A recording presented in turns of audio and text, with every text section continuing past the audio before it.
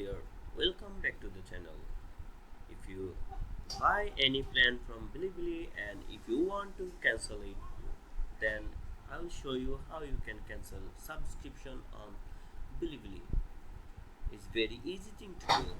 For this, what you have to do, first go to Bilibili website and then log into your account.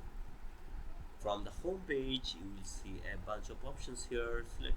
You will see an option premium, just select it, and you will see an option join premium, select it, and you will be redirected to their plans to page.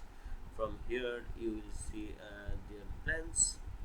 Now here, you if you buy any plans from them, you will see an option here, manage plan. Just select it and you will see an option to delete or remove or cancel subscription. So just select your preferred option, and then and that's how you can cancel your Bilibili subscription. If you found this video helpful, don't forget to give a like and subscribe for more tech videos.